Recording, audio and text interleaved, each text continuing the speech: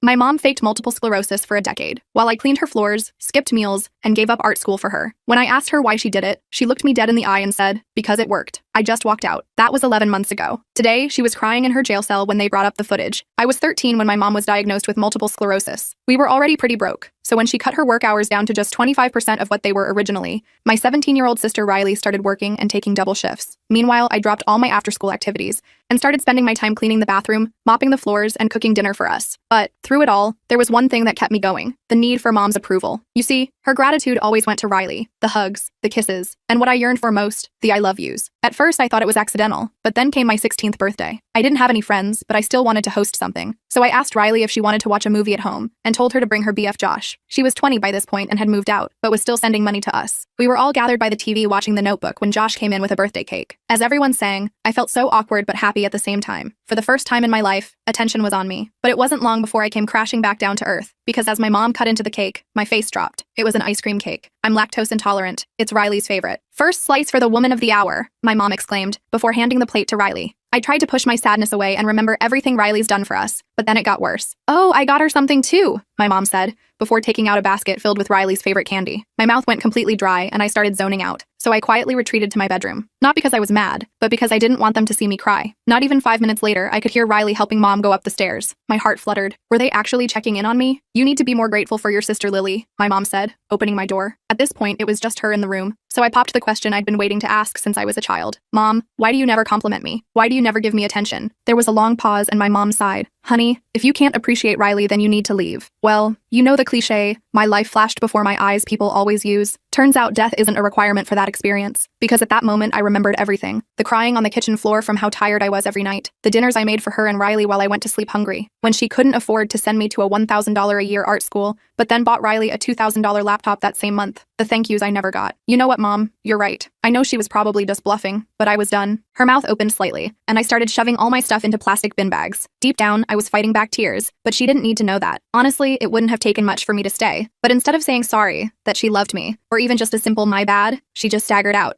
That's how I spent my 16th birthday on the bus to my dad's house, with a freshly swollen face from crying, surrounded by black bin bags. But at least my dad was nice to me. Well, kinda. I was completely drained. I just wanted to talk about something else. Anything else. "Lily, I know taking care of your mom is tough, but you should really be more like your sister." My eyes narrowed. I didn't even say anything, just laughed. Sarcastically, without humor. At that point, I accepted my 16th birthday was going to remain all about Riley, so I just went to bed. But turns out I was wrong, because it wasn't just my birthday, it was also the day after. When I woke up, I could hear my mom downstairs. This was weird because my mom and dad hadn't spoken since the diagnosis. Suddenly, all my sadness was replaced with anger. I stormed downstairs and told my mom, "I'm sorry that the first time you decided to sell half of my belongings so you could buy Riley a new Lego set, I let it slide, because that made you think you could keep going." "Lily." She tried to interrupt, but I continued. "I'm sorry that I never told you about all the days I starved just so you could have better dinner." I stopped when I heard my dad's keys jingle. He was getting up to drive my mom home. His face was practically red with anger. First, knew he hadn't known the whole story, and that he was taking my side. Suddenly, a miracle happened. My mom left something behind. Her bag with Riley's laptop in it. Without thinking, I posted a photo of it on Facebook to sell. On the account my whole family follows. In just 10 minutes, I had sold it for almost half the price, and posted an updated photo with the words, "Sold." I tagged both my mom and Riley. I felt a chaotic excitement brew in my stomach as I turned my phone off. A few hours later, I saw that I had missed calls and texts, but not just from Riley and my mom. At that moment, I finally realized the butterfly effect is actually true, because it revealed a dark secret that changed how I viewed Riley forever. The first message I opened was from my Aunt Patricia. It simply said, "Call me now." So I did. "Lily, what's going on with you and your mother?" she asked immediately. I started explaining everything. The birthday disaster, the years of neglect, the laptop sale, which I was already regretting. But Aunt Patricia cut me off. "No, Lily. I mean about the MS. Your cousin Taylor just told me your mom was at the casino last night, dancing and drinking, without her cane." My heart dropped into my stomach. I felt like someone had just hit me with a truck. "Wait, what? The casino? Dancing?" I could barely get the words out. Aunt Patricia explained that cousin Taylor had been there for a friend's birthday party. She'd spotted mom across the room, moving around like she didn't have a care in the world.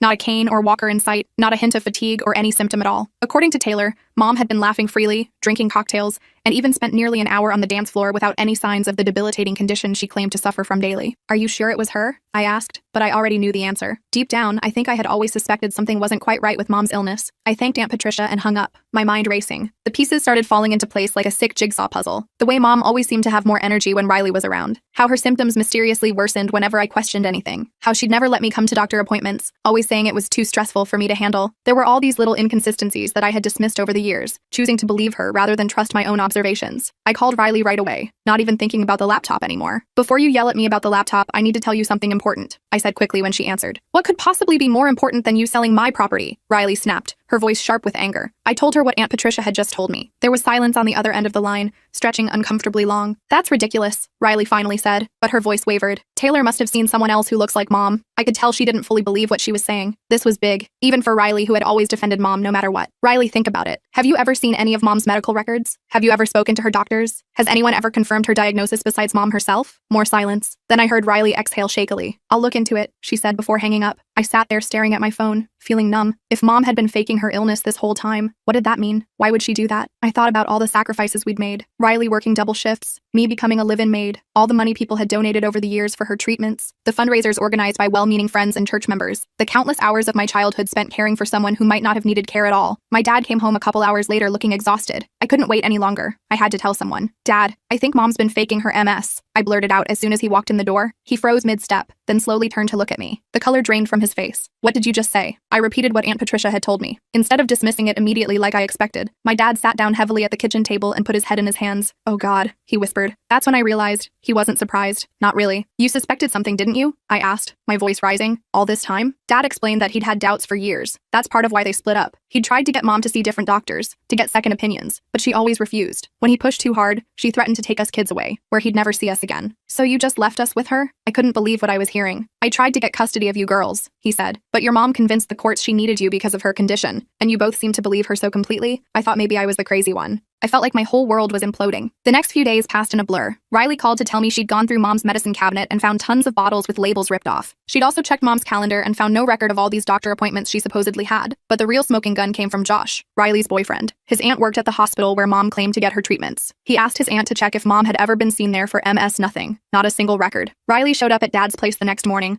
looking like she hadn't slept in days. We need to talk, she said, her eyes rimmed with red from crying. Over the next few hours, we compared notes. Riley had experienced the same favoritism I had, just in reverse. When I wasn't around, Mom would tell Riley how useless I was, how I never did anything right, how I was lazy and ungrateful. She'd play us against each other perfectly, making sure we never compared stories. She made me think you were living the easy life while I worked my ass off, Riley admitted, tears in her eyes. I resented you for years, Lily. I'm so sorry. We hugged for what felt like the first time in forever. It was like discovering I had a sister all over again. Dad joined our conversation, filling in more gaps. He'd been sending Mom extra money all along, money neither Riley nor I knew about, money that apparently went toward casino trips, and who knows what else while we struggled to pay bills. So what do we do now? I asked. Riley's face hardened. We confront her. I wasn't so sure. She'll just deny everything. We need proof. That's when Riley had an idea. She still had a key to Mom's house. We could set up cameras, catch her in the act of miraculously getting better when no one was around. It felt wrong, invading someone's privacy like that. But what was the alternative? Let her keep manipulating us? Keep scamming money from family and friends? Keep treating me like garbage? We waited until we knew Mom would be out for her weekly physical therapy appointment, which we now suspected was actually just her day to go shopping or whatever she actually did. Riley, Dad, and I snuck into the house and planted small cameras in the living room, kitchen, and hallway, all places where Mom regularly used her cane or claimed she needed assistance. Then we waited. The footage we got back was more disturbing than anything I could have imagined. As soon as Mom was alone in the house, she moved normally. Not just normally, energetically. She danced around the kitchen while cooking. She carried laundry baskets up and down stairs without any problem. She even got down on her hands and knees to scrub a spot on the kitchen floor, something she'd made me do countless times because she physically couldn't manage it. But the most devastating part was a phone call she made. We couldn't hear who was on the other end, but Mom's side of the conversation was clear enough. The girls still have no idea, she said, laughing. Riley sends me money every month like a good little ATM, and Lily does whatever I tell her to. It's the perfect setup. I felt sick watching it. Beside me, Riley was trembling with rage. Dad looked like he might throw up. We've got enough, Riley said, stopping the video. Let's go talk to her. We decided to confront her together the next day. I barely slept that night, running through different scenarios in my head. Would she deny everything? Would she try to manipulate us again? Would she finally, for once in her life, just tell the truth? The next morning, the three of us drove to Mom's house. I felt like I was heading to my own execution. My stomach was in knots. Mom seemed surprised to see all three of us together. Her face did that thing where she instantly put on her sick expression, slightly pained, moving slower, reaching for her cane. What's this about? She asked, looking between us suspiciously. We know, Mom, Riley said simply. We know you've been faking. Mom's face went through a series of expressions: surprise, anger, denial, before settling on indignation. How dare you? After everything I've been through, after my body has betrayed me, my own family accuses me of lying. She was good. I'll give her that. If I hadn't seen the video evidence with my own eyes, I might have even believed her. She started crying, accusing us of being cruel and heartless. That's when Dad pulled out his phone and played the video of her dancing in the kitchen, then the clip of her phone conversation. The change was instant. Mom's face hardened, all traces of tears gone. She straightened up, no longer leaning on her cane. Fine, she spat. You caught me. So what? I couldn't believe the coldness in her voice. This wasn't the mother I had known, or thought I had known, my whole life. Why? I asked, my voice barely above a whisper. Why would you do this to us? Mom looked at me like I was stupid. Do you know how much attention and money I've gotten from this? People feel sorry for me. They help me. They admire my bravery. It's better than working 2 jobs just to scrape by. What about us? Riley demanded. I worked myself to exhaustion for years. Lily gave up her entire childhood to take care of you. Mom just shrugged. That was your choice. I didn't force you to do anything. But she had. Through manipulation, through guilt, through playing us against each other. She'd forced us into roles that served her needs while disregarding ours completely. You made Lily think I was the favorite, Riley said, her voice shaking. And you made me think she was lazy and useless. You turned us against each other. Mom didn't even deny it. It worked, didn't it? Kept you both busy. Kept the attention off what I was doing. I stood there trying to process the fact that my mother,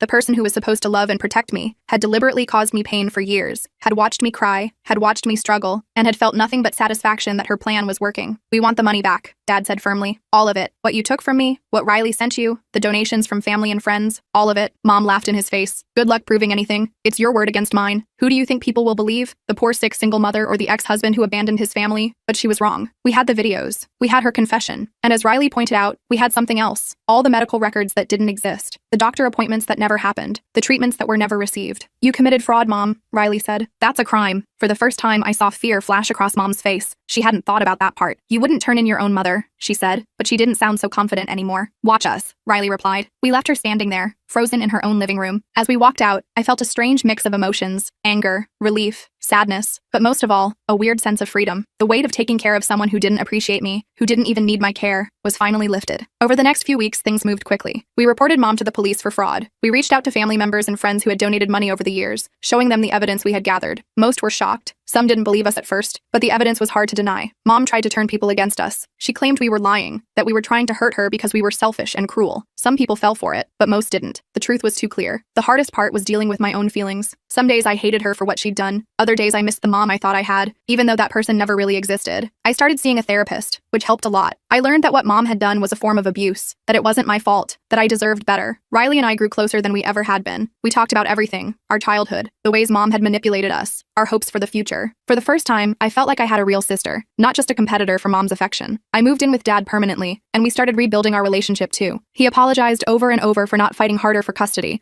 for not seeing through Mom's lies sooner. I forgave him. He was a victim in this too. About a month after our confrontation, Riley and I decided to go back to Mom's house to collect some of our remaining belongings. We hadn't heard from her directly, though we knew from family members that she was facing potential legal consequences for her actions. When we arrived, the house was eerily quiet. We used Riley's key to let ourselves in. Mom? Riley called out. No answer. We started gathering our things, photo albums, childhood mementos, items that had sentimental value. That's when I noticed something strange in Mom's bedroom. All her clothes were gone. Her jewelry box was empty. The drawer where she kept her passport and important documents was completely cleared out. It was as if she had methodically removed every trace of her personal existence from the house. Riley, I called out. I think Mom's gone. We searched the house and found a note on the kitchen table. My hands shook as I picked it up and read aloud. Girls, by the time you read this, I'll be gone. Don't bother looking for me. I'm not sorry for what I did. I did what I had to do to survive. Maybe someday you'll understand, or maybe you won't. Either way, this is goodbye, Mom. Riley and I stared at each other in shock. Mom had fled rather than face the consequences of her actions. Part of me was relieved I wouldn't have to see her in court, wouldn't have to relive everything she'd done. Another part felt cheated of closure. We called the police to report that she'd skipped town. They said they'd look for her, but honestly, I wasn't sure I wanted them to find her. What would that accomplish? She'd never truly be sorry. She'd never understand the pain she caused us. What do we do now? I asked Riley as we sat on the front steps of what used to be our home. We move on, she said simply. We build better lives than the ones she tried to trap us in. I nodded, feeling a surprising sense of peace washing over me. Mom's disappearance was just another manipulation, a final attempt to control the narrative, but she couldn't control us anymore. A week later, we got a surprising lead. Susan, a woman who worked at a hotel in a town about 3 hours away, had seen our story on a local news segment. She recognized Mom as a recent guest who'd paid cash and used a fake name. By the time police checked it out, Mom was gone again, but she'd left something behind, a journal. The police gave it to us after determining it wasn't evidence they needed. Reading it was like peering into the mind of a stranger. Mom detailed her elaborate scheme, how she'd researched MS symptoms, how she'd practiced her sick act, how she'd manipulated doctors into giving her prescriptions without a proper diagnosis. She wrote about how easy it was to fool everyone, how she enjoyed the attention, and she wrote about us, how she deliberately played us against each other to keep us busy and distracted, how she resented us for trapping her in motherhood when she'd rather have been free to do whatever she wanted. The coldness of her words was shocking, but there was something else in those pages too. Evidence. Names of doctors she'd deceived, account numbers where she'd hidden money, details about other scams she'd run before the MS lie. It was like she was proudly documenting her crimes, never expecting anyone else else would read it. We turned the journal over to Linda,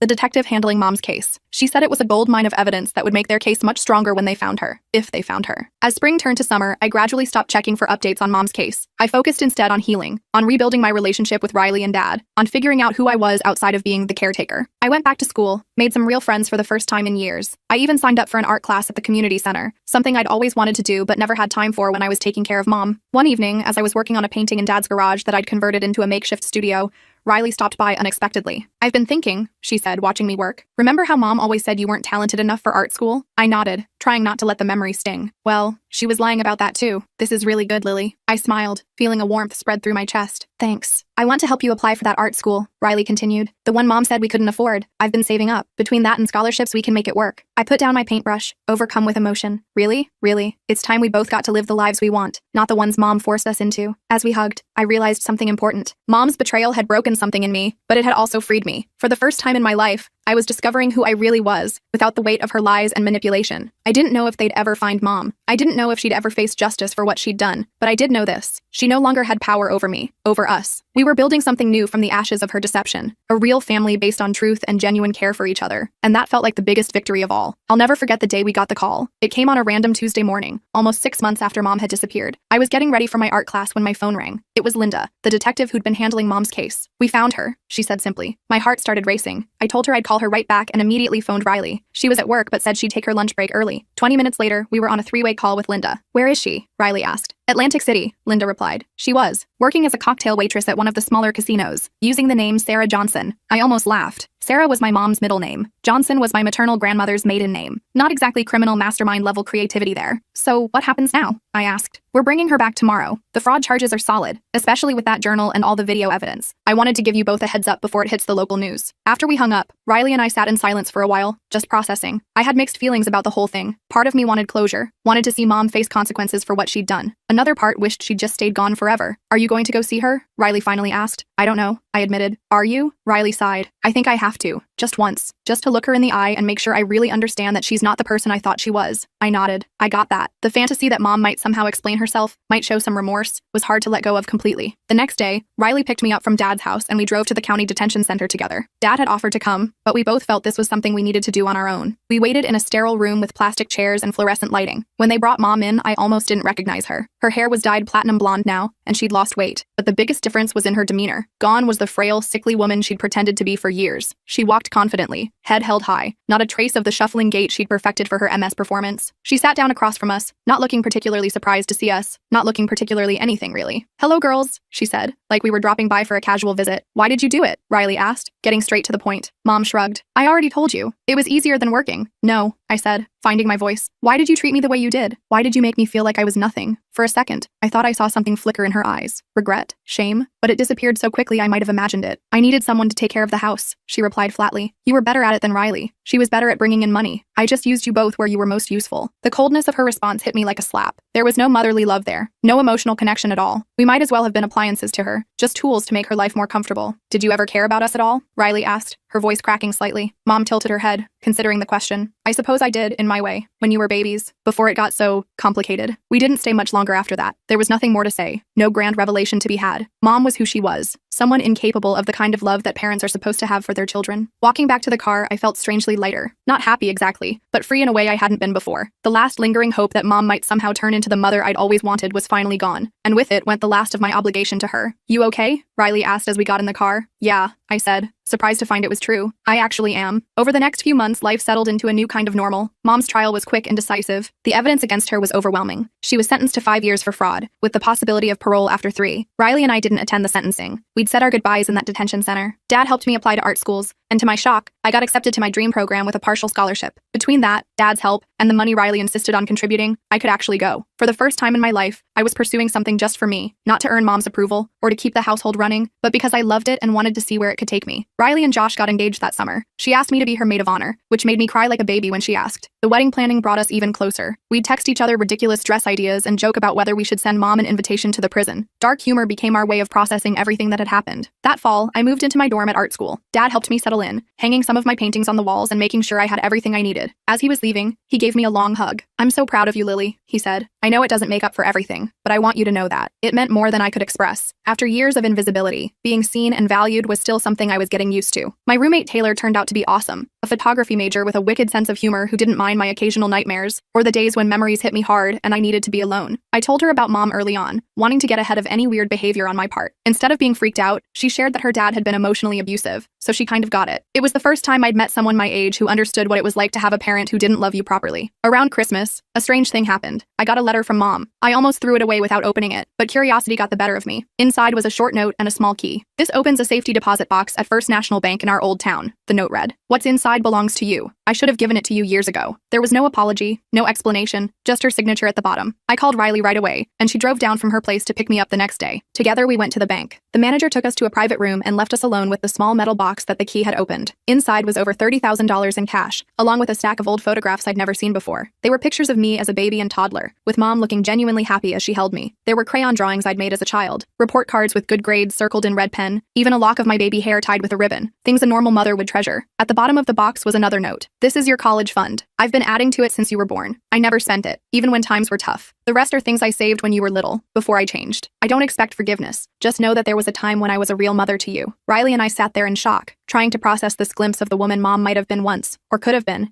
if something hadn't broken inside her along the way. "What do you think happened to her?" I asked Riley. "To make her change like that?" Riley shook her head. "I don't know. Maybe we'll never know." We decided to split the money, even though Mom had seemingly intended it just for me. It felt right that way. Riley put her half toward her and Josh's first house. I kept most of mine for college expenses, but used a small amount to buy a professional camera, something I'd wanted for years to photograph subjects for my paintings. The photos and mementos from the safety deposit box were harder to know what to do with. I ended up keeping them in a special box under my bed. They didn't change how I felt about Mom or what she'd done, but they were evidence that she hadn't always been the monster she became. There was some small comfort in that. Life went on. I threw myself into my classes, discovering a talent for portrait work that even my toughest professors recognized. I made friends, went on a few dates, started building a life that was entirely my own. Riley and Josh got married in a beautiful spring ceremony where I cried happy tears instead of sad ones. Dad met a kind woman named Mary who actually bothered to learn all about my art projects and came to my first student exhibition. Sometimes I'd get questions about Mom from people who knew our story. "Have you forgiven her?" they'd ask. Like forgiveness was the obvious end goal of this whole journey. The truth was more complicated than that. I didn't hate Mom anymore. Hate required too much energy that I preferred to put elsewhere. But forgiveness implied that things were resolved, healed, okay now. And some things just can't be fixed with forgiveness. What I learned instead was acceptance. I accepted that Mom was deeply flawed, possibly mentally ill in ways I'd never understand. I accepted that she'd caused real damage that would always be part of me. And I accepted that her failure as a mother didn't determine my worth or my future. On the one-year anniversary of Mom's sentencing, Riley and I met up for dinner. We didn't plan it that way on purpose, but when we realized the date, we decided to acknowledge it rather than ignore it. "To surviving," Riley said, raising her glass. "To more than surviving," I replied. "To actually living." We clinked glasses, and I felt that now familiar sense of peace wash over me. Mom had taken so much from us over the years, our childhoods, our self-esteem, our trust in other people, but in the end, she couldn't take our future. That belonged to us alone. I still don't know if Mom will try to contact us when she gets out of prison in a few years. Part of me hopes she won't. We've all moved on to healthier places, but if she does, I'm prepared. Not with anger or bitterness, but with strong boundaries and the knowledge that I no longer need her approval to know my own worth. That knowledge was hard won, but it's mine now. No one can ever take it away.